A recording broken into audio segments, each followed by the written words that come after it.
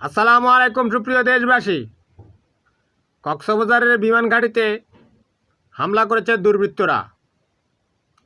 এটা মূলত ভারতীয় গোয়েন্দা বাহিনী রয়ের কাজ।